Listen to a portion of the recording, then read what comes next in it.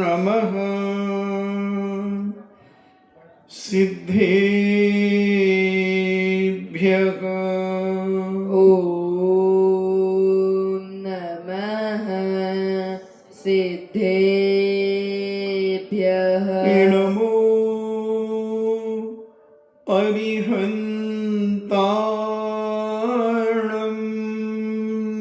नमो अरिहन्ताणम्। नमो सिद्धाणम्। नमो सिद्धाणम्। नमो आयर्याणम्। नमो आयर्याणम्। नमो उवज्झायाणम्। नमो वज्झायाणम्। नमो लोये सभ्यसाहूणम्। नमो लोये सभ्यसाहूणम्। पंच परमेश्वरी भगवान की जय हो। अहिंसा में वीतराग विश्व धर्म की जय हो। देवादिदेव 1008 श्री आदि ब्रह्मा आदिश्वर श्री आदिनाथ भगवान की जय हो। देवादिदेव 1008 चिंतामणि घोर उपसर्ग विजेता श्री पार्श्वनाथ भगवान की जय हो। देवादिदेव 1008 शासन नायक बाल ब्रह्मचारी भगवान महावीर स्वामी की जय हो। परम पूजनीय आचार्य श्रोमणी गुरुवर श्री कुंद कुंद महामुनिराज की जय हो। परम पूजनीय आचार्य श्रोमणी गुरुवर श्री विद्यासागर जी महामुनिराज की जय हो। परम पूजनीय निर्यापक श्रवण मुनि श्री सुधा सागर जी महाराज की जय हो। परम पूजनीय 3 कम 9 करोड़ महामुनिराजों की जय हो। तपोदय अतिशय क्षेत्र की जय हो। बोलो परम पूज्य श्री गंभीर सागर जी महाराज की जय। मुनि संघ की जय। धर्म सभा की ओर से पूज्य गुरुदेव से प्रार्थना। जीवन अमूल्य है। जो जीवन के बारे में समझ लेता है वो अपना रास्ता बदल लेता है, और जो जीवन को नहीं समझ पाता वो उसी रास्ते पर चलता चला जाता है। नीति कहती है लीक लीक गाड़ी चले लीकल चले कपूत, और लीक छोड़ तीनों चले सायर सिंह सपूत। लीक का मतलब है एक लाइन। आपने देखा होगा गांव में बैलगाड़ियां चलती हैं तो बरसात में एक रास्ता बन जाता है, उसी रास्ते पर सारी बैलगाड़ियां चलती चली जाती है। लीक लीक गाड़ी चले लीकल चले कपूत। जो कपूत होता है वो जो कर रहा है वो करता चला जाता है, और लीक छोड़ तीनों चले शायर सिंह और सपूत। जो शायर होता है वो एक कविता उसने जो लिख दी, एक शायरी जो लिख दी, उसी के अनुसार आगे शायरियां नहीं लिखता, बदल बदल करके शायरियां लिखता है। सिंह जिस रास्ते से जाता है उसी पर दोबारा जाए कोई जरूरी नहीं। दूसरा रास्ता घूम घाम के आपने रणथंभौर आदि में देखा होगा, से रास्ता बदलता है। और जो सपूत होता है वो कहता है कोई जरूरी नहीं है, जो मेरे पिता कार्य करते थे वही मैं करूं, मेरे दादा जो करते थे मैं वही करूं, मैं कुछ हटके भी और अच्छा भी कर सकता हूं। ये सपूत के लक्षण होते हैं। उसी प्रकार राजा मधु ने अपनी एक न्यायप्रिय राज सत्ता को संभाला, मगर कुछ पाप कर्म के उदय से, चारित्र मौनी कर्म के उदय से वह पतित हो गया, चरित्र से पतित हो गया। मगर पुनः उसे जागृति हुई, अरे मैंने इतना बड़ा अपराध किया, इतना बड़ा पाप किया मैंने, जो मुझे नहीं करना चाहिए था। और मैं जानता हूं कि इसका अपराध का फल, मैं स्वयं राज दंड की व्यवस्था मेरे हाथ में है, और ऐसे विकृत व्यक्ति को मैं राजदंड देता हूं। मैंने अभी अभी दिया है राजदंड, ऐसे व्यक्ति को मौत के घाट उतार देना चाहिए। और वही पाप मैंने किया है। फौरन राजा ने कहा कि कोतवाल को खबर भेजे कि उसे मौत का दंड न दिया जाए, उससे ये कबूल कराया जाए कि दोबारा ये पाप तुम करोगे, इस पाप को तुम स्वीकार करते हो कि मैं और करूंगा। अगर वो कहता है कि आज के बाद जिंदगी में यह पाप नहीं करूंगा, उसे माफ कर दिया जाए, माफ कर दिया जाए, उसे बचा दिया। राजा ने विचार किया कि मैं भी इसी पाप से अपराधी हूं, तो मेरा कर्तव्य क्या है। उन्होंने सोचा कि हम ऐसे ही पद पे धारण कर लो जिस पद पर कभी कोई पाप ही नहीं करता, कोई पाप ही नहीं करता। उन्होंने दिगंबर की दीक्षा धारण कर ली, वैराग्य को प्राप्त हो गए, संसार की असारता उनके सामने प्रकट हो गई। और राजा मधु एक दिगंबर दीक्षा को धारण करते हुए घोर घोर तपस्याएं करने लगे, घोर घोर तपस्या करने लगे। और ऐसी तपस्या करके वह 16वें स्वर्ग में जाकर के देव हो।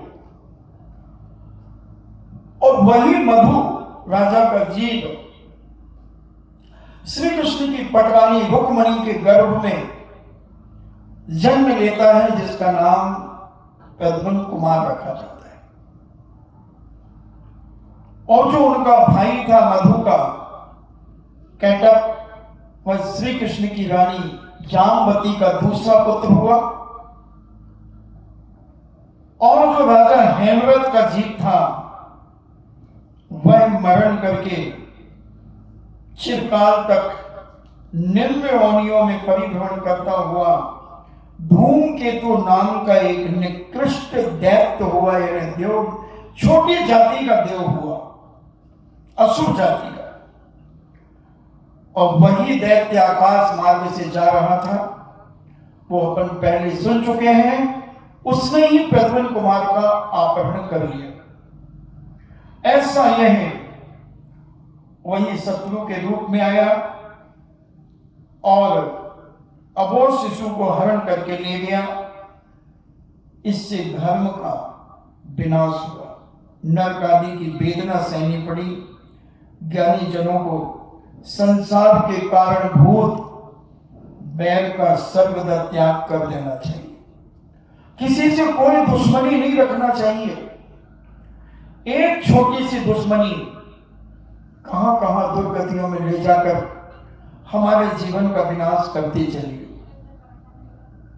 और 6 दिन के बालक प्रद्युम्न कुमार का अपहरण अपन ने विगत 10-15 दिन पहले सुना था। और नारद जी उसकी खोज करने के लिए गए थे, और श्रीमंदर स्वामी के समूह शरण में दिव्य ध्वनि में पद्मनाभ चक्रवर्ती आदि श्रोताओं को प्रद्युम्न कुमार के पवित्र वृत्तांत का वर्णन श्रीमंदर स्वामी ने किया। सभी संसारी जीवधारियों को अतिशय शांति मिली जब प्रद्युम्न के बारे में सुना गया कि प्रद्युम्न को काल संभव जो ले गया है श्री कृष्ण का पुत्र नारद मुनि ने, यानी नारद ने, बड़ी प्रसन्नता हुई उन्हें। और भगवान श्रीमंदर स्वामी को साष्टांग नमस्कार किया और वहां से प्रस्थान करके नारायण श्री कृष्ण के पुत्र के दर्शन की अभिलाषा से विजयात पर्वत की श्रेणी में स्थित मेघकूट नामक पर्वत पर चले गए। वहां का राजा काल संबर था और काल संबर सभा में उपस्थित था। नारद को देखकर समस्त सभा सम्मान से खड़ी हो गई, क्योंकि नारद को सारे लोग सम्मान देते थे। नारद सबसे बड़ा कारण था उनका चरित्र पवित्र था। भले वो कैसे हो, भिड़ाने में आनंद आता हो, आग लगाने में, लोगों को सताने में उन्हें मजा आता हो, मगर चरित्र से इतने पवित्र थे कि कोई भी राजा अपने वनवास में उन्हें अकेला जाने के लिए कोई बंदेज नहीं था। उनके न मन में कभी पाप आता था, न वचन में कभी पाप आता था, और न काय में कभी पाप आता था। मन वचन काय से अखंड ब्रह्मचर्य का पालन करते थे। ऐसे पवित्र नारद, तो उन्हें बस एक ही गलती थी कि उन्हें लोगों को भिड़ाने में बहुत मजा आता था, लड़ाने में मजा आता। कई लोग होते हैं, अभी भी बहुत सारे लोग मिल जाएंगे जिनको यहां से वहां से वहां करने में बड़ा आनंद आता है। अगर किसी के घर में, मैंने बताया था, किसी के घर में बड़ी शांति चल रही है, सब कुछ चल रहा है, तो वो देखे कि क्या करना चाहिए। इनके घर में बड़ी शांति चल रही है, कैसे तोड़े इनके घर की शांति। तो धीरे से ये कि काय भाई, बहू को तो तुमने इतना फ्री छोड़ दिया है, 2-2 3-3 घंटे मंदिर में बैठी रहती है, ये कोई तरीका है? न बच्चों की चिंता है उसे, न पढ़ने लिखने की चिंता है, कोई चिंता ही नहीं, घर के काम की चिंता नहीं है। और मतलब दोपहर को चली जाती है मंदिर, सुबह 2-3 घंटे, शाम को प्रवचनों में चली जाती है। भाई माँ तो न देगा अपनी बहू को ऐसी छूट। हमारी बहू तो समय पे सब काम करे, घर में ही रहते। कहीं करा भाई, मैं तो एक तो बात बोल दिया, माने नहीं तो मैं तो कहीं तक था, मर्जी जो करे तो करे। फिर उसने 8-15 दिन में फिर आग लगा दी। अब उसके ससुर से कह दिया, भाई साहब बहू बिल्कुल ही हाथ से निकल गई क्या? क्यों बहन जी, क्या हुआ? मैं जब भी देखती हूँ मंदिर में बैठी रहती है, उसको कोई काम ही नहीं है क्या? तो ससुर बहुत समझदार था। उसने कहा, बहन जी यहां वहां की किटी पार्टी में तो नहीं जाती है ना, दुनिया के दंड फन तो नहीं करती है ना, कम से कम भगवान का भजन करती है तो कौन सा पाप करती है? माला फेरती है तो कौन सा पाप करती है? स्वाध्याय करती है तो कौन सा पाप करती है? अगर इसमें भी तुम्हें तकलीफ है तो तुम बता दो, मैं बहू को कहां भेजूं? ससुर बहुत समझदार था, पढ़ा लिखा था। उसने कहा, तुम बता दो बहू को मैं आजकल से कहां भेजूं, तो वहीं भेजूंगा। तुम्हारे घर भेजूं? नहीं, हमारे घर में क्या, हमारी तो खुद ही 3-3 बहू हैं, फिर तुम्हें क्या तकलीफ हो रही? ध्यान रखना, हमारे परिवार के बीच में आपको कोई इंटरफियर करने की कोई जरूरत नहीं। मेरी बहू दुनिया में कहीं भी घूमे, तुमसे पूछ के घूमे, तुम कौन होती हो? मेरे घर की मालिकन हो? तुम मेरी बहू की सास हो? कौन हो तुम? अरे भैया तुम इतने गर्म हो गए, हमने तो सहज में कहा था। क्यों कहा था? अपनी बहू को देखो ना, तुम्हारी बहू कहां कहां घूम रही है, कौन कौन से होटलों में जा रही है। क्या सुनाया उस व्यक्ति ने, नीचे सिर से ऊपर नहीं हो पाया। तो कई लोग नारद के काम करने में बड़े सुपर मास्टर होते हैं, सुपर मास्टर होते हैं। और इधर नारद जी इतने चरित्र से बड़े पवित्र थे, चरित्र में स्वप्न में भी उनको कहीं कोई दोषी नहीं ठहरा सकता था। इसलिए सभी राजा महाराजा सेठ साहूकार कोई भी व्यक्ति उनका अपमान नहीं करता था, सब सम्मान करते थे, खड़े हो जाते थे, बहुमान करते थे। और अगर वो कहते मुझे तुम्हारे वनवास को देखने की इच्छा है, वनवास है जहां रानियों का वास है वो वनवास कहलाता है, तो उन्हें फ्री कर दिया जाता। जाइए, कैसी भी अवस्था में रानी बैठी हो तो भी उन्हें कोई लाज लज्जा नहीं आती थी, क्योंकि उनकी दृष्टि पवित्र थी। एक कथा आती है, पिता पुत्र साधु हो गए और एक तालाब में बहुत सारी राजकुमारियां स्नान कर रही थी। वहां से वो जवान बेटा जो साधु था वो निकला। राजकुमारियां स्नान करती रही, उन्हें कोई फर्क नहीं पड़ा। घंटे आधा घंटे के बाद जो उनके बुजुर्ग पिता साधु हो गए थे वो निकले। तो जैसे ही राजकुमारियों को आहट हुई कि कोई आ रहा है रोड पर, उन्होंने फौरन अपने वस्त्रों से अपने शरीर को ढक लिया। उस बुजुर्ग साधु ने पूछा कि भाई अभी मेरा जवान बेटा साधु निकला, तो तुम लोगों को कोई फर्क नहीं पड़ा, और मैं तो इतना बुजुर्ग होके निकल रहा हूं, फिर तुम लोगों ने अपने वस्त्रों को क्यों ओढ़ लिया? बोले साधु जी, तुम्हारी दृष्टि में पाप था। जो जवान बेटा निकला है साधु, उसे पता ही नहीं कि यहां तालाब है या कोई तालाब में नहा रहा है। उनकी तो नासा दृष्टि थी, चारों हाथ जमीन देख करके चल रहे थे, और हमने उन्हें गौर किया कि उनके मन में कहीं से भी कोई विकृति पैदा नहीं थी। और हमने, हमारी दासियों ने तुम्हें बहुत पहले से देखा, तुम्हारे अंदर अनेक विकृतियां चल रही थी, इसलिए हमने वस्त्रों को ओढ़ लिया। ऐसे नारद जी निर्दोष ब्रह्मचर्य का पालन करते हुए सब जगह आदर सम्मान प्राप्त किया करते थे, और नारद जी को काल संबंध ने यथा सम्मान दिया। तत्पश्चात नारद ने कहा कि हे राजन, मैं तुम्हारे अंतःपुर को देखना चाहता हूं, क्योंकि उसको पता नहीं अंतःपुर देखने का बड़ा शौक था, सबके अंतःपुर देखता था। राजा ने कहा, काल संबंध ने कहा, नारद जी, यह तो आपकी महती कृपा होगी कि आप मेरे गृह को पवित्र करेंगे, और श्री कृष्ण के पुत्र प्रद्युम्न को भी मुझे देखने की अभिलाषा है। और नारद वनवास में पहुंच गए।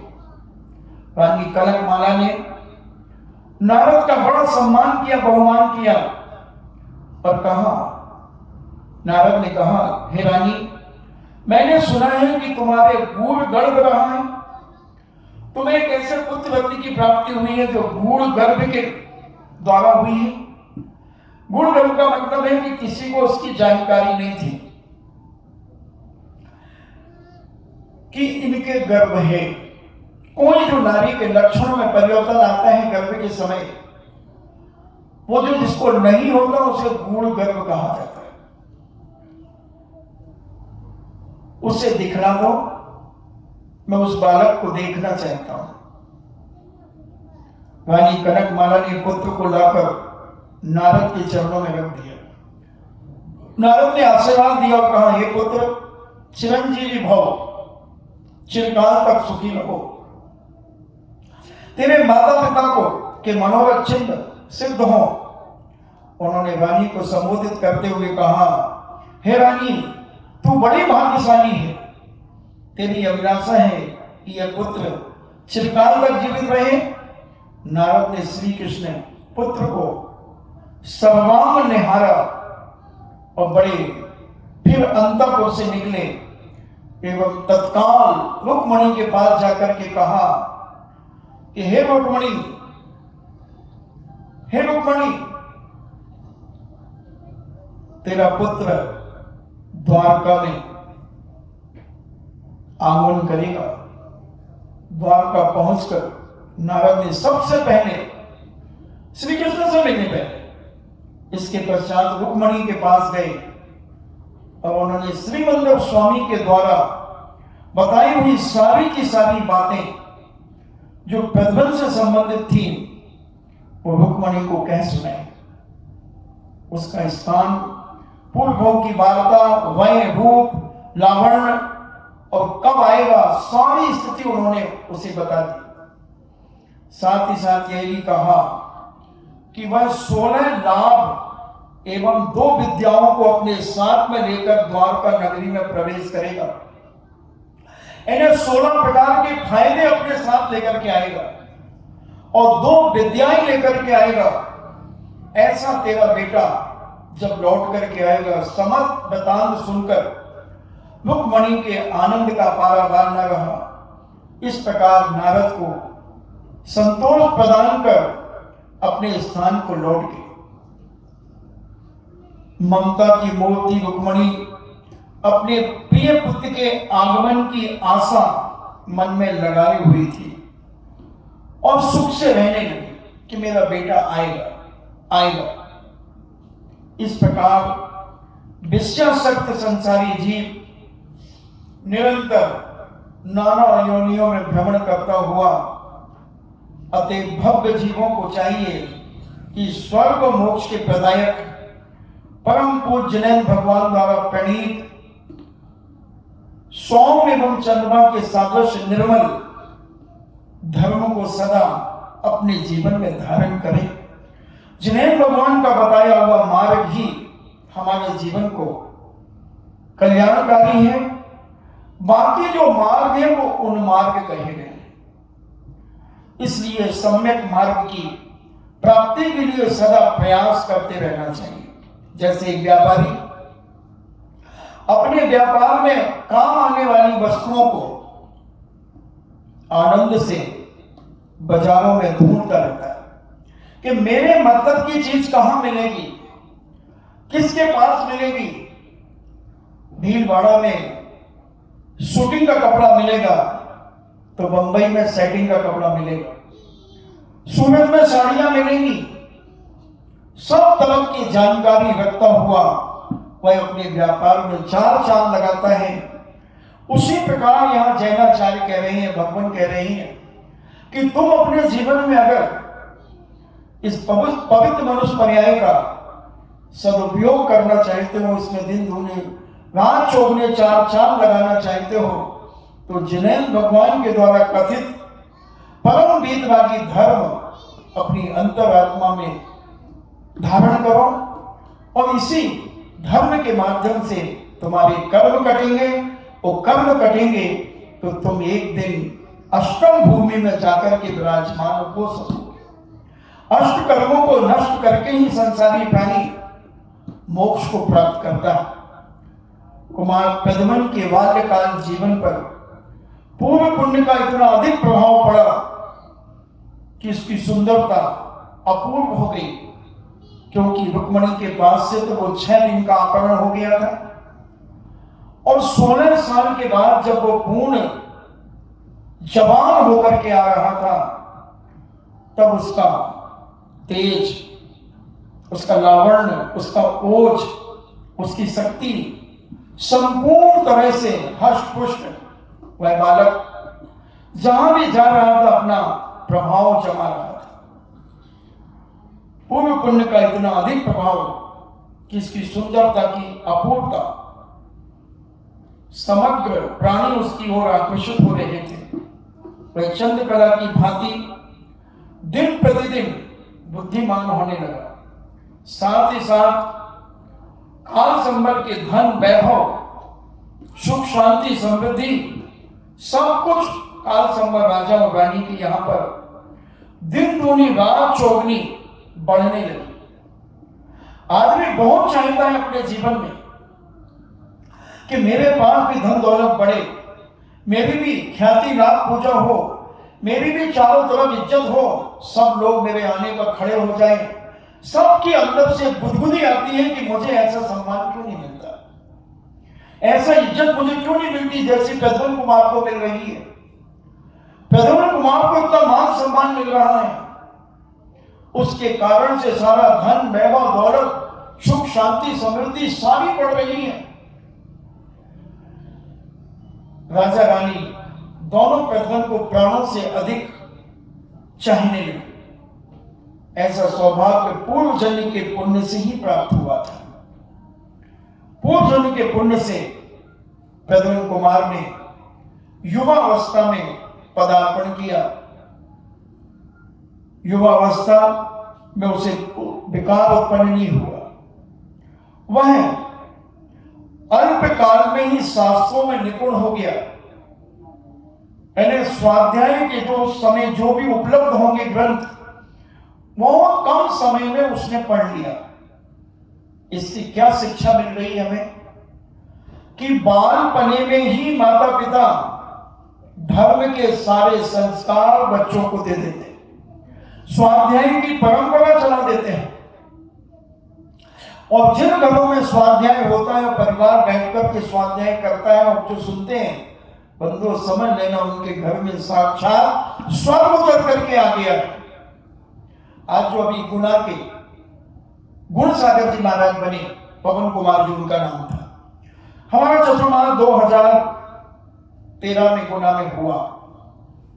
उन्होंने मुझसे कहा कि महाराज जी, मेरी बहुत तीव्र इच्छा है कि मेरे परिवार के सारे लोग, छोटे बड़े सब स्वाध्याय करें।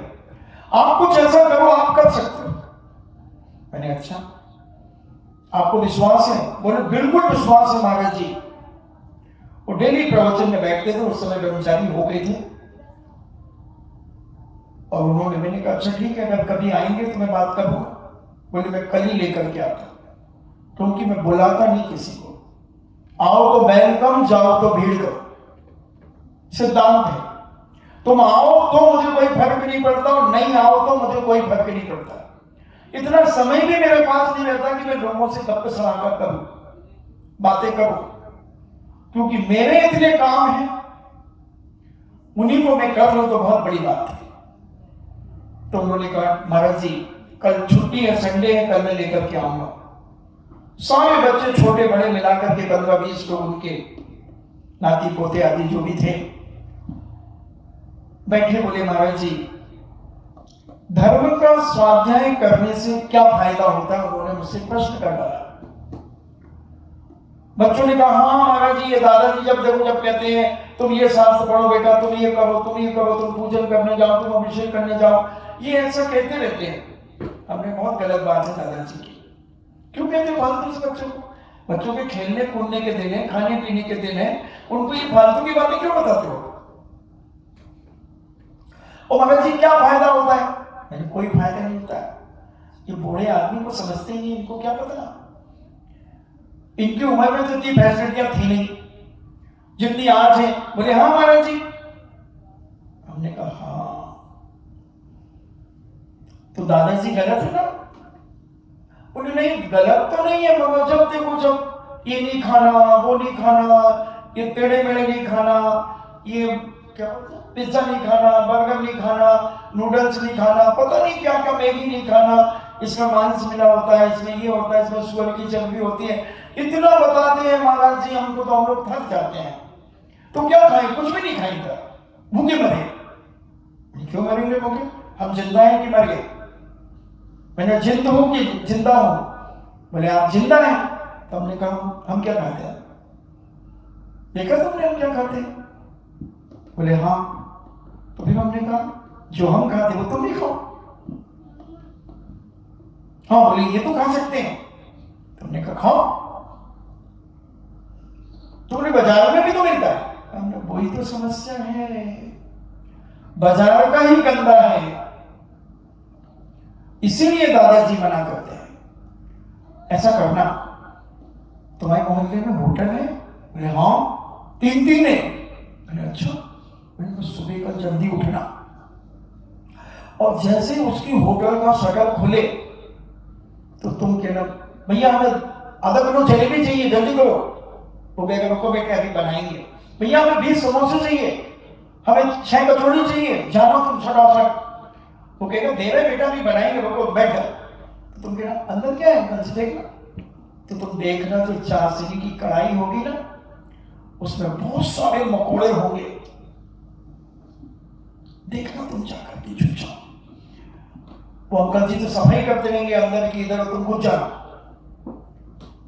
और उसने देखा 12-13 साल का बच्चा था, घुस गया और देखा कि उसने कढ़ाई में इतने मकोड़े, वो काले वाले होते ना चींटी से बड़े, वो उसमें तैर रहे थे, कढ़ाई में चिपके थे पूरे चारों तरफ। और इसमें उसका हलवाई आया, उसने गैस को चालू किया और थोड़ा पानी डाला, थोड़ी शक्कर डाली उसमें, और वो चलाने लगा। झारा सा होता ना, वो चलाया और उसने सारे मकोड़ों को ऐसा लेकर के और भट्टी में यूं छोड़ दिया। वो बच्चा देख रहा था, वो चिल्लाता आया ई भाई, और भागा घर आया। दोपहर को मेरे पास आया, मैंने कहा जलेबी खाई तूने? महाराज जी मैं तो आज के बाद जलेबी नहीं खाऊंगा। मैंने क्या हुआ? बोले इतने सारे कीड़े। उसने 3-4 बार उसमें लेके गैस में डाल दिए भट्टी में। हमने कहा यही तो दादाजी बताते हैं बेटा। तो सारे उसने करके सब बच्चों को बता दिया।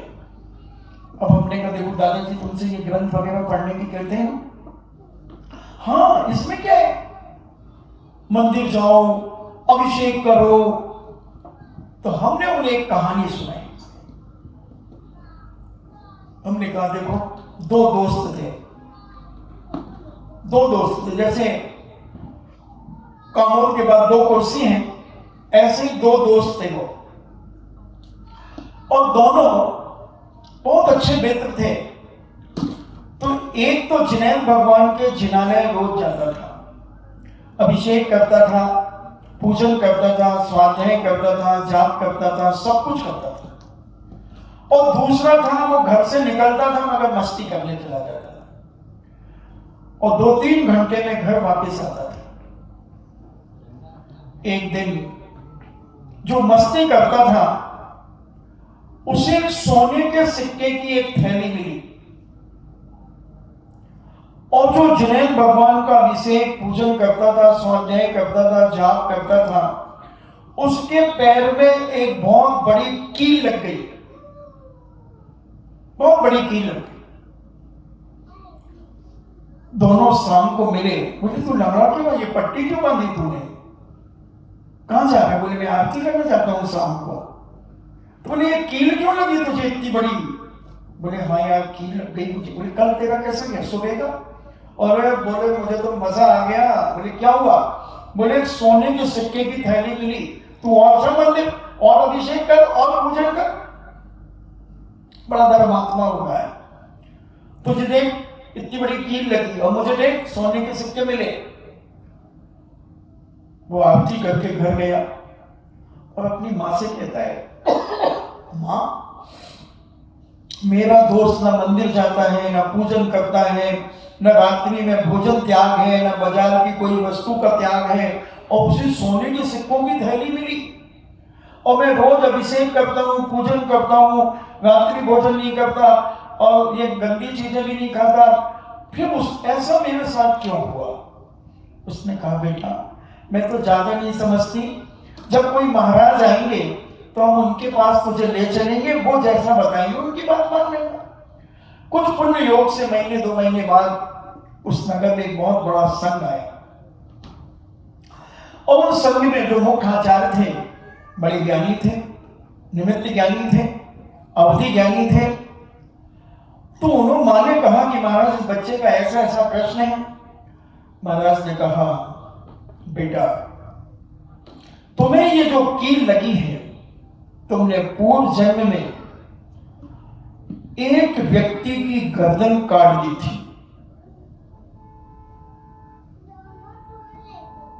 तो तुम्हें इस समय भी फांसी लगना थी, मगर तुमने अपनी मां की आज्ञा का पालन करके 8 साल अंतर्मुहूर्त होने के बाद तुम्हारी मां ने तुमसे अभिषेक कराना शुरू कर दिया, पूजन कराना शुरू कर दिया, स्वाध्याय धर्म में तुम्हें इतना लगा दिया कि तुम्हें इतना पुण्य का बंध हो गया कि जो तुम्हारा पाप था वो एक कील से निकल गया। तो बोले हमारा दोस्त ने ना मंदिर गया, ना पूजन किया, ना कुछ नहीं किया, और इसे सोने के सिक्के की थैली क्यों मिली? बोले इसे राजा के यहां पैदा होना था, मगर ये एक सामान्य मध्यम वर्गीय में इसने जन्म लिया। ये सेठ साहूकार के यहां पैदा होता वो नहीं हुआ। इसका पुण्य था कि इधर का राजा इसे गोद ले लेता, मगर इसकी हरकतें शुरू से इतनी गंदी हो गई, इधर उधर उछक कूद मचाना, गंदे कार्य करना, यथवा तथवा खाना पीना। तो राजा सारी चीजों को देख रहा था।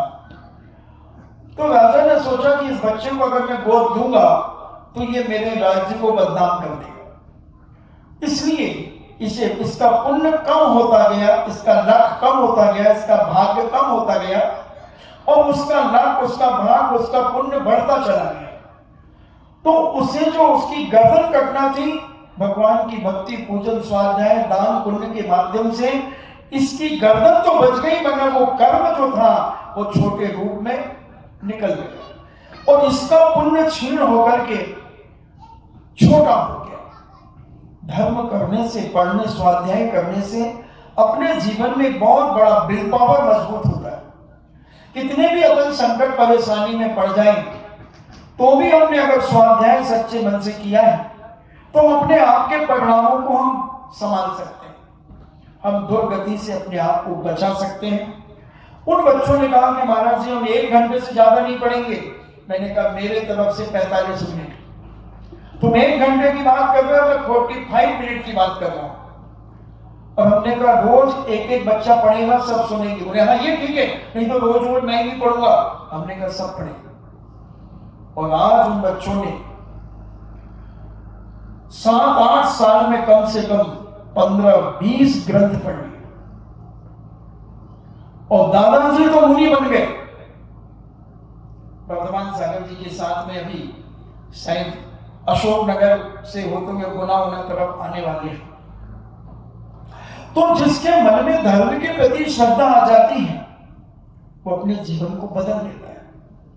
और जो केवल बातों में अपनी बातों की बनकर के 4 लोगों में अपना प्रभाव दिखाना चाहता है, उस आदमी की कभी इज्जत नहीं होती। वो कितना भी बक कर ले, उसके जाने के बाद आदमी उसका मजाक उड़ाए बिना कभी रह ही नहीं सकता। या तो सज्जन उठ करके चले जाएंगे, वो आदमी जब अपनी बात करेगा तो सज्जन व्यक्ति उसमें बीच में नहीं बैठेंगे। हाँ, जो फिर निठल्ले हैं वो उसकी बात में हाँ मिला करके उसका मजा लेते रहेंगे। सब प्रकार के लोग होते हैं दुनिया में, गपोड़ चंद भी बहुत होते हैं। तो उनसे लोग अपने जब मन नहीं लग रहा तो चलो उसके पास चलते हैं और उसको बिठा करके इधर उधर की बातें करके हंसी मजाक करते चले जाते हैं। एक व्यक्ति, स्थान का नाम नहीं बता रहा हूं, पिछले चतुर्मास में आया तो यहां के कुछ लड़के उसकी बातें करते रहते हैं। क्या बात करते हो, क्या बात करते हो, तो उसकी मजाक उड़ाते रहते हैं। तो आदमी की इज्जत ज्यादा बोलने से, पड़पड़ करने से नहीं बनती, उसे बाचाल कहा जाता है। आदमी जितना कम बोलेगा, अच्छा बोलेगा, सार गर्भित बोलेगा, उस व्यक्ति की आदमी वाणी सुनने के लिए लालायित रहते हैं। क्या ये क्या बोलेंगे, क्या बताएंगे हमारे जीवन के बारे में, क्या ऐसा कुछ लॉजिक देंगे जिससे हमारा जीवन परिवर्तित हो जाए। तो ऐसा वो परिवार, ऐसे बहुत 8-10 परिवारों ने ऐसा नियम लेकर आज भी स्वाध्याय की परंपरा चल रही है। प्रद्युम्न कुमार ने अल्प अवस्था में स्वाध्याय इतना कर लिया, सारा ज्ञान प्राप्त कर लिया। और मुझे बहुत अच्छे से याद आ रहा है कि मैं भी जब छोटा था तो सभी लोग बैठ करके पढ़ते थे। एक बाई जी आती थी, विडो थी, उनको 5 रुपए महीने देते थे। उनके पास करीब करीब 500-700 घर वो जाती थी। उनने एरिया बांध लिया था कि आज इस एरिया में मुझे आज 50 घर अटेंड करना है, 100 घर अटेंड करना है। और वो सबके ग्रंथ लिखती थी, कौन सा ग्रंथ पढ़ोगे, और वो ला करके देती थी। कितने दिन में कर लोगे भैया, 15 दिन में। तो 15 दिन में हम फिर दूसरा लाएंगे, कौन सा नाम लिखा दो। तो वो 15 दिन में वापस लेने आती थी और फिर दूसरा दे जाती थी। ऐसे 500-700 घरों में वो ये स्वाध्याय की परंपरा चलाती थी। तो व्यक्ति उस समय, बहुत पुरानी बात बता रहा हूं, 80, 85, 84 की समय की, एक व्यक्ति 5 रुपए देता था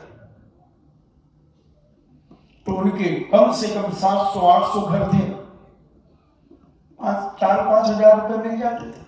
उनकी भी आजीविका चल जाती थी और लोगों को स्वाध्याय करने के लिए ग्रंथ मिल जाते थे। मंदिर जी से लाती थी, एंट्री कराती थी, उनके परिवार में ये ग्रंथ जागा, बकायदा कॉपी बनाई थी। बहुत सारे लोग पढ़ते थे, परिवार में सब बैठते थे और एक व्यक्ति पढ़ता था और सारे सुनते थे। फिर दूसरे दिन अगर किसी का, इससे बच्चों की, आज के बच्चों की जो हिंदी गड़बड़ है तो पढ़ने से उनकी हिंदी भी सुधर जाएगी और ज्ञान की प्राप्ति, कहानियां निकलती थी, उन कहानियों को समझाते थे। देखो इसके करने से ये हुआ, ऐसा हुआ, ऐसा हुआ है, ऐसे होता है, हाँ इसमें अपन को ऐसा नहीं करना है। और वो बच्चों को ऐसी फिर बैठती थी बात कि बच्चों उसको अपने जीवन में उतार लेते थे। तो प्रद्युम्न कुमार ने अल्प अवस्था में अच्छे संपूर्ण शास्त्रों का अध्ययन कर लिया और संपूर्ण कला कौशलता को उन्होंने प्राप्त कर लिया।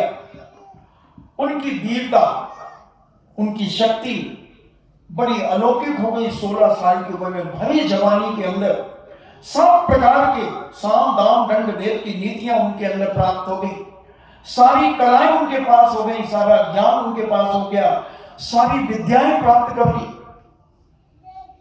और इतने ज्ञानवान हो गए और अपने जीवन का उन्हें अभिमान नहीं था। आप समझना बात को।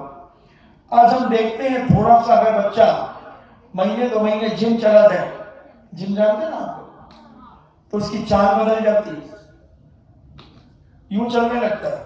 पहले वो फुल शर्ट पहनता था, पहले अब हाफ शर्ट टी शर्ट पहनेगा और यूं चलेगा और एक धक्का मार दो तो भड़बड़ा जाए। जिम वाला आदमी फुग्गा होता है, उसकी दम नहीं होती, क्योंकि जिम करने वाला बीच बीच में पानी पी पी करके शरीर को फुलाता है। कुछ नहीं है उनको, उनका विल पावर बहुत कमजोर होता है। जितने ये डंबल करते हैं, ये करते हैं, वो करते हैं, कुछ नहीं, ये दिखावा है। जो पुराना देसी व्यायाम था, तैरना, दौड़ना, दंड बिठक लगाना, लकड़ी चलाना, मुक्दर घुमाना, झेलम चलाना, आदि आदि, तलवार चलाना, भाले चलाना, घुड़दौड़ करना, कबड्डी खेलना, फुटबॉल वॉलीबॉल खेलना, ये पूरे शरीर के व्यायाम करते हैं। और ये डंबल तो फुला देते हैं और कुछ ऐसे केमिकल्स खिलाते हैं जिम वाले, बिस्कुट खिलाते हैं, ऐसे वहां से लेना पड़ते हैं बिस्कुट, उनको खाने से शरीर फूल जाता है, गुब्बारे जैसे हो जाता है, कुछ नहीं बनता। इनका अंत बहुत बुरा होता है, शरीर ऐसे झूलने लगता है इनका। तो ये सब 120 के लोग कहलाते हैं। और ओरिजिनल जो भारतीय व्यायाम है, व्यायाम तो करना ही चाहिए हर व्यक्ति को। जो भारतीय व्यायाम है वो हमारे जीवन में बहुत लाभदायक होते हैं, वो हमारी जिंदगी में बहुत शक्ति प्रदान करते हैं, विल पावर को मजबूत करते हैं, मानसिकता को पवित्र रखते हैं, अनेक अनेक कारण। तो हमारे प्रद्युम्न कुमार इन सारी कलाओं में पारंगत हो गए, मगर उनके अंदर वंश मात्र भी अहंकार नहीं आया। वही व्यक्ति व्यक्ति है जिसके अंदर सब कुछ होते हुए भी अहंकार की बूना है, अहंकार की बूना है। और हमारे पास तो हम देखते रहते हैं, क्योंकि हमारे पास तो सारे भारत के लोग आते हैं और हम भी 9 इंची के पैर से सारे भारत में यत्र तत्र भ्रमण करते हैं। सब प्रकार की देवियां आती हैं और देव आते हैं। तो जैसी देवी वैसी पूजा, पूजा 3 प्रकार की, छोटी बड़ी मझोल, मैं सब पूजा करके जानता हूं। तो जैसा जीव आता है उस जीव के सामने में वैसा ही पेश हो जाता हूं। मैं देख लेता हूं ये आदमी 2 साल पहले इसकी स्थिति नाजुक थी, अब ये थोड़ा पैसे वाला हो गया, अब इसकी टोन बदल गई। पहले तो कहीं भी बैठ जाता था, अब कहता महाराज जी चटाई नहीं है, चटाई तो जी बैठना, थोड़ा ठंडा लग रहा। मैंने कहा तुम किशनगढ़ में आए थे तो तुम तो ऐसे बैठ जाते थे। नहीं कहा जी, हाँ यार हमने देखा किशनगढ़ में तो तुम ऐसी जमीन में बैठते थे। हाँ उस समय की बात अलग है महाराज जी, देख बात अलग है। क्यों भैया क्या हो गया? अरे महाराज जी ऐसी कोई बात नहीं है, वो तो आप पूछ रहे, वो अपना बच्चा है ना सीए बन गया और अच्छी जॉब लग गई महाराज जी, इसका 12 लाख का पैकेज है। अच्छा इसलिए चटाई मांग रहे हो? अब तुम तो जानते हो कि अपन तो अच्छे अच्छे खाती चौकी उधेड़ दे, ईंट का जवाब पत्थर से देने में अपन मास्टर। तुमने कहा इसलिए चटाई मांग रहे हो, भिजवा देना 10-5 चटाइयां। हाँ महाराज जी भिजवा देना, कोई खास बात नहीं। तो हमने कहा ये जो 5-7 लोग बैठे ये पागल कुत्तों ने काटा इनको, ये पागल कुत्ते हैं। बोले नहीं नहीं महाराज जी, मतलब मैं ऐसे कह रहा था, मैं भी बैठ गया था, वो बैठ गया। उसकी इतनी जबान खोलने लगी। किसने खोली उसकी जबान? वो 12 लाख के पैकेज ने। उसके पहले कोई जवान ही नहीं खोलती थी, बैठा रहता था। 15-20 मिनट में एक आध शब्द कोई बोल दे तो बोल दे, तो आदमी के नेचर में परिवर्तन आता है, प्रभाव तो पड़ता है। बहुत बिरले होते हैं कि धन बढ़े मगर मन में कोई विकृति ना आए। जय और विनय और बढ़ता है, जैसे जैसे धन बढ़ता है वैसे वैसे विनय बढ़ती है, वैसे वैसे विनय बढ़ती है। तभी उसका धन सार्थक है, उसका मन सार्थक है, उसका जीवन आदर्श है और उससे कुछ लोग शिक्षा ग्रहण करेंगे। और अगर हम अहंकारी हो गए, आपने देखा सुधा सागर जी महाराज, हमने इनको 1984 से देखा, दीक्षा के पहले से देखा, 2-3 साल पहले से हमने इनको शिखर जी में भी देखा, जब ये इलक अवस्था में थे, परिचय नहीं था। आचार्य श्री पहुंचे, उसके 2 दिन बाद हम भी वंदना के लिए पहुंचे थे, हमने देखा था।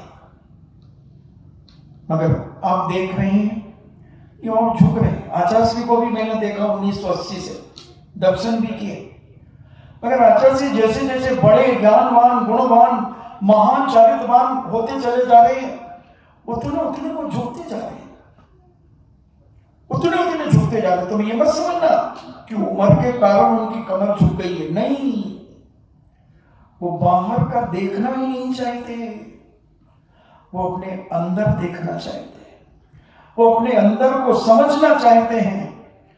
और बाहर देखेंगे तो इधर उधर की बातें स्मरण में आएंगी, इसलिए नीचे देखो, उनकी गर्दन भी झुक गई, पीठ भी झुक गई। तो जैसे जैसे व्यक्ति ज्ञान में बड़ा होता है, उम्र में बड़ा होता है, चारित्र में बढ़ता है, वैसे वैसे वो अंदर जाता है, अंदर जाता है। और आपने देखा होगा बहुत सारे साधुओं की टीवी में आरतियां भी आती हों, कैसे बैठे रहते हैं। तुम भी करो आरती, तुम भी करो, उनको भी दो, इनको भी दो। हाँ तू डांस कर, बहुत बढ़िया डांस करती है, कर कर, तू कर। हाँ करवा रहे हैं साधु और बैठे ऐसे।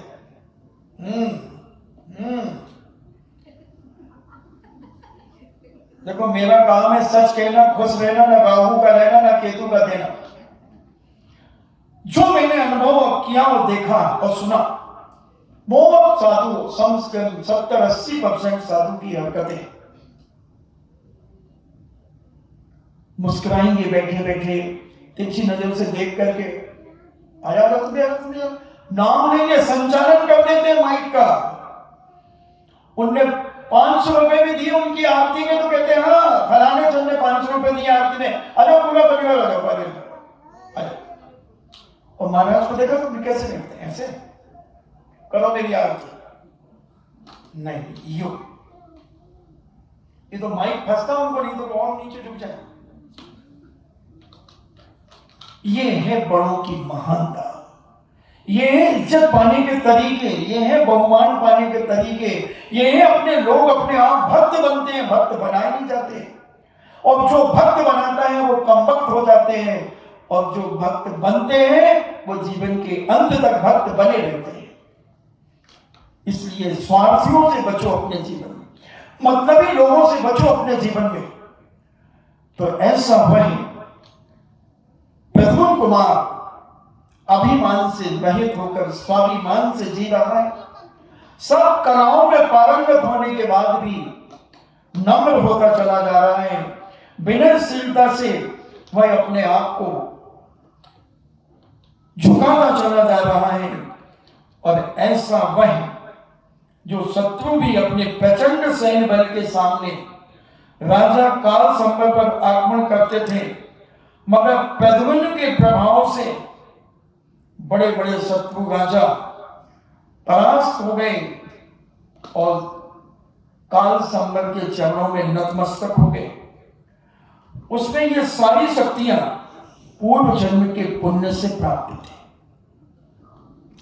मैं 20-25 दिन से तुम्हें पुण्य के बारे में बता रहा हूं कि अपने जीवन में अगर पुण्य है तो हमें सब कुछ प्राप्त होता चला जाएगा। प्रद्युम्न मधु राजा का जीव है, प्रद्युम्न कुमार का। अपन ने वो सगाल की पर्याय से लेकर मधु राजा तक प्रद्युम्न के बारे में समझने का प्रयास किया है। और मधु राजा भी एक निर्दोष पवित्र चारित्रवान राजा था, मगर बीच में चारित्र मोहिनी कर्म के तीव्र उदय के कारण हेमवत राजा की धर्म पत्नी चंद्रप्रभा से जो थोड़ा अत्याचार हुआ और उसकी निंदा गाना करके उसने दिगंबरी दीक्षा धारण करी। उस दिगंबरी दीक्षा धारण करने में जो घोर तपस्या की, अपने व्रतों का निर्दोष पालन किया, उसके प्रभाव से, उस तपस्या के प्रभाव से स्वर्ग गए और वहां से आकर के राजा श्री कृष्ण की धर्म पत्नी पटरानी कहो रुक्मणी के गर्भ से उन्होंने जन्म लिया। मगर राजा हेमवत ने पूर्व जन्म का बैर कि मेरी पत्नी का तूने अपहरण कर लिया, और इसकी विक्षिप्तता के कारण इसलिए ये मरकर के असुर कुमार जाति में जन्म लेता है और ये हरण करता है उस प्रद्युम्न कुमार का। और काल संवत जब वहां से निकलता है तो शिला हिलती रहती है, 52 फुट लंबी, यानी 52 हाथ लंबी शिला और 50 हाथ चौड़ी शिला उस बच्चे के ऊपर रख दी। 5 दिन के बच्चा, 6 दिन का बच्चा। शिला को देखना हो, 24 फुट की शिला समोशरण जो मंदिर बन रहा उधर लगी, उससे कम दुगनी कर दो। इतनी बड़ी शिला उस बालक के ऊपर रख दी हो और बालक की श्वास लेने पर वो शिला हिल रही हो, कितना वज्र में शरीर होगा उस बालक का। ये सब पूर्व जन्म में वैयावृत्ति और तपस्या के फल से ऐसे वरिष्ठ भद्र ऋषभ नाराज सैनन की प्राप्ति होती है। नाराज सैनन की प्राप्ति होती है, अर्ध नाराज की प्राप्ति होती है। आज तो जरा सा कुछ क्या मेरे हाथ में फ्रैक्चर हो गया, क्यों थोड़ा सी गिर गई, कितने दूर, एक पैर थोड़ा स्लिप हो गया, मुझे डॉक्टर के आने चलो। ये वही लोग हैं जिनने कभी किसी की वैयावृत्ति नहीं की। इन्हीं को 13 हड्डी 14 बोर्ड नरकंकाल का शरीर मिला है। और 13 हड्डी 14 बोर्ड से भी कोई मतलब नहीं, इनके अंदर की हड्डियां मजबूत नहीं है, सहनन प्राप्त नहीं हुआ है इन्हें, सहनन प्राप्त। इसलिए सेवा से मिलता है मेवा। हमने बहुत पहले बताया, वैयावृत्ति के बहुत सारे भेद बताए थे। केवल हाथ पैर दबाना अकेली वैयावृत्ति नहीं है। आपका समय हो रहा है, अपन इस पे समझने का प्रयास करेंगे। और वह प्रद्युम्न कुमार युद्ध करता एवं उन राजाओं को परास्त कर दिया, उसे ये सारी शक्तियां पूर्वों के पुण्य से प्राप्त हुई थी। उसने शत्रुओं का विजय प्राप्त कर उज्जवल कीर्ति का उपार्जन किया। तत्पश्चात एक विशाल सेना लेकर वह दिग्विजय के लिए निकल पड़ा। संग्राम में उसने बड़े बड़े प्रचंड सेनाओं के अधीश्वर अनेक विद्याधर राजाओं को, नरेशों को परास्त किया। दिग्विजय प्राप्त कर अपार विभूति के साथ कुमार प्रद्युम्न अपने निवास स्थान पर लौट आया। जब राजा काल संवत को उसके आगमन की सूचना मिली तो उसने मंत्रियों को आज्ञा देकर संपूर्ण नगर को तोरण आदि द्वारों से सजाया, मंगल घटों की स्थापना की, मंगल चौक खोले गए, सारे नगर को दुल्हन सा सजाया गया। क्योंकि एक योद्धा, वीर योद्धा आगवानी के लिए आ रहा है। जैसे ये 2 रानियां पंडाल में इनकी आगवानी हुई। मेरा तो प्रश्न चल रहा, मेरा स्टेयरिंग कहाँ घूम जाए कोई पता नहीं। रानियां तो हैं, अपने अपने पति के अनुसार तो रानियां हैं, उसमें क्या है। महारानी, ओहो, महेंद्र कुमार की पटरानी। तो ये रानियां, हर पुरुष की अपनी पत्नी पटरानी होती है, भले वो झोपड़ी में रहे चाहे महल में रहे। हर भिखारी मां अपने बेटे को राजा बेटा कहती है, चाहे उसका बाप अभी भीख मांगने गया हो, मगर प्यार करते समय कहती ओ राजा बेटा, राजा बेटा। और कोई कहता राजा बेटा, खाने के तो दो दाने नहीं है, ज्यादा नहीं, एक दूंगे भी हटे। तो राजा बेटा, ऐसा वह राजा बेटा प्रज्वल कुमार के लिए आगवानी पर तोरण द्वार लग रहे हैं, नगर को सजाया जा रहा है और दिग्विजय प्राप्त कर काल संभव ने उस प्रज्वल कुमार के लिए अपार सम्मान के साथ अपने राज्य में लौटाया। राजा काल संभव बहुत आनंद से भर गया और बड़ी श्रद्धा पूर्वक अपने पिता का चरण स्पर्श किया प्रज्वल कुमार ने, बड़ी भक्ति के साथ।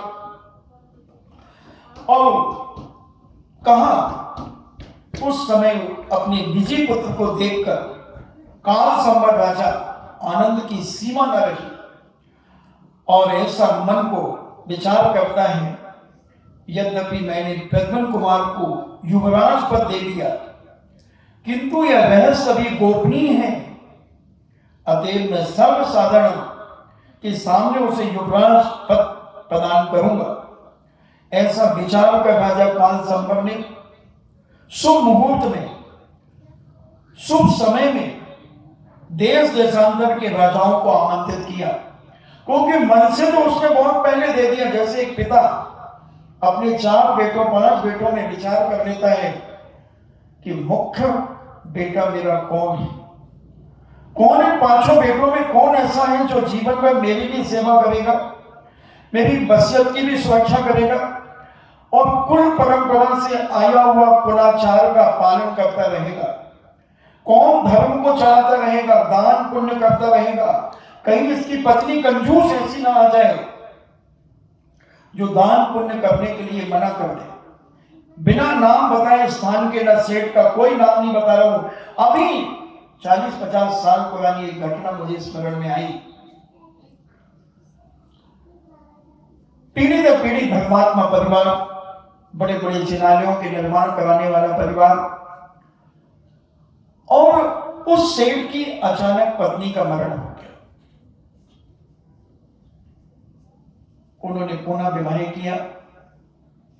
वो जो दूसरी पत्नी आई वो इतनी कंजूस,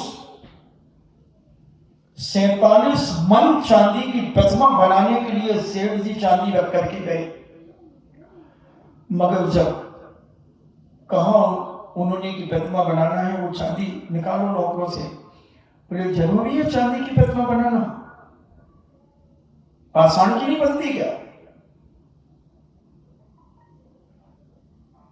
सेठ ने कहा तुझे क्या हो रहा है, मेरे पिताजी रख करके गए हैं, मेरे परदादा रख करके गए हैं। बोले नहीं, पाषाण की बनेगी। उनके घर से बहुत सारे कार्य होते थे, छाछ बढ़ती थी और 10 गिन्नियां रोज उस छाछ में लोगों किसके पुण्य से चली जाए, सोने की गिन्नी, बहुत सारा कार्य होता था, मगर उसने ये सारे के सारे बंद करा दिए। और आज भी वो परिवार है, मगर उस परिवार की जिसके पास तू बोलती थी जिस व्यक्ति की, आज उसके पोते के पास 2 व्यक्ति भी खड़े होने के लिए शर्माते हैं। मैंने देखा है सभी आंखों से, और मैं जानता हूं उस परिवार को, आज भी है वो परिवार, बहुत जमीन जायदाद थी, सब बेच करके खाते चले गए। आ जाती है ऐसी कंजूसनी, मक्खी चूसनी। कोई हंस रहा है? मैं तो देखो कोई मुझे सुनाई पड़ा, मैं उसी पे स्टेरिंग घुमा दूंगा। हाँ, मक्खी चूस लेती है, क्या बात होगी।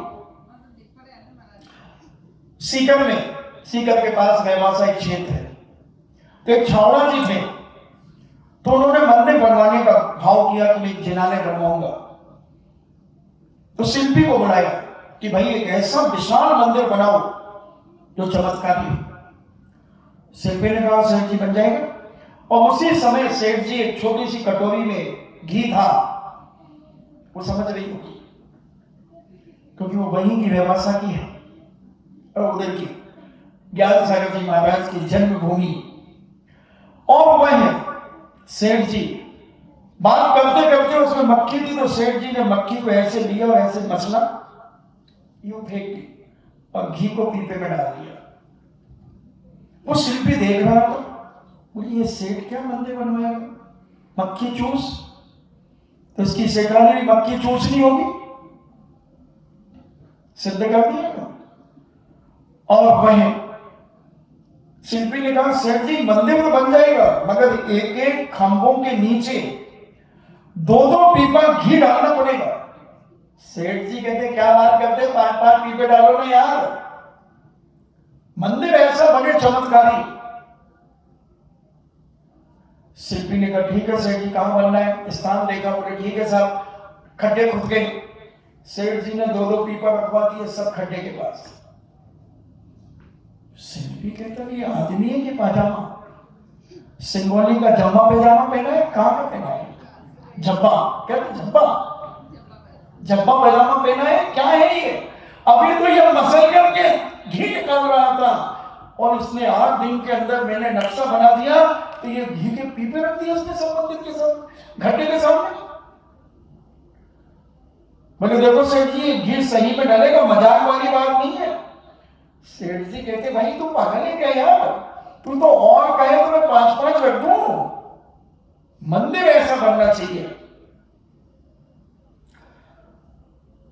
और एक एक आदमी खड़ा कर दिया सेठ जी ने कि जैसे ही मंत्र बोलेंगे पंडित जी साहब, और शिल्पी ध्यान रखना ये पीपा सबके लिए वो दे दिया खोलने का, और कहा तुम धड़ धड़ धड़ धड़ धड़ हो रहे थे जैसा कढ़ाई को उड़ेता ना हलवाई। और जैसे ही सेठ जी जहां शिलान्यास कर रहे थे वहां 5 पीपे रखे सेठ जी, और कहा खोलो बेटा, घी खोलो, समझा के खोलो। शिल्पी कहता रुक जाओ सेठ जी। बोले क्या बात, बोले नहीं घी नहीं डलेगा। बोले क्यों, सेठ जी हम तो आपकी परीक्षा ले रहे थे, क्योंकि तुमने मक्खी को ऐसे निचोड़ करके फेंकी थी ना, तो मैंने कहा 50 ग्राम भी घी नहीं हो, सेठ मक्खी चूस है, ये क्या मंदिर बनवाएगा।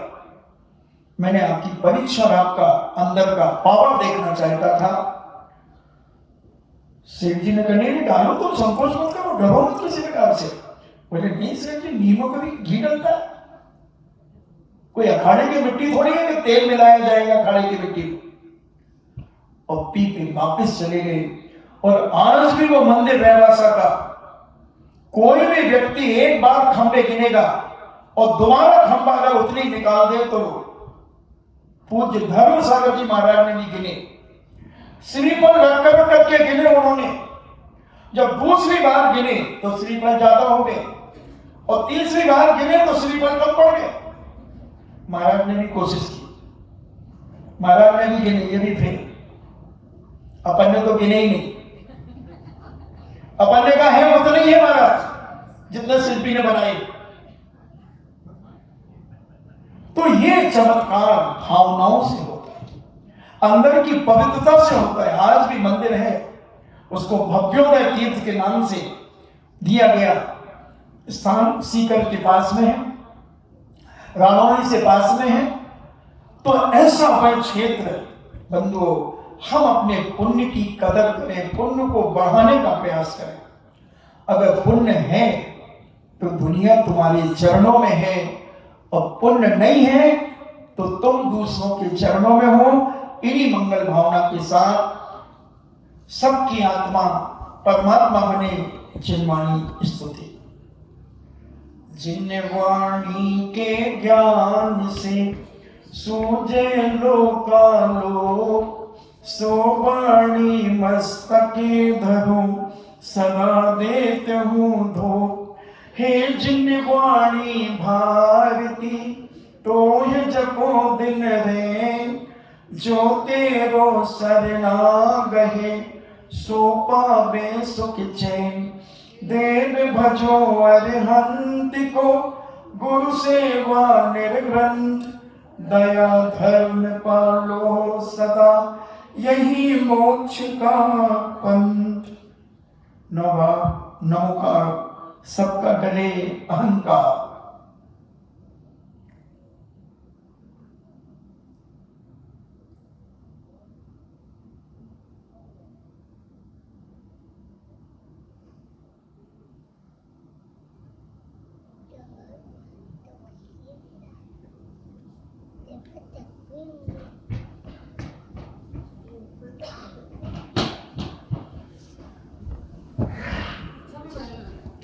परम पूजनी द्वादशांग जिनवाणी माता के सुत देवता शुद्ध देवता शुद्ध देवता जैनम जेतु शासनम जैनम जेतु शासनम जैनम जेतु शासनम।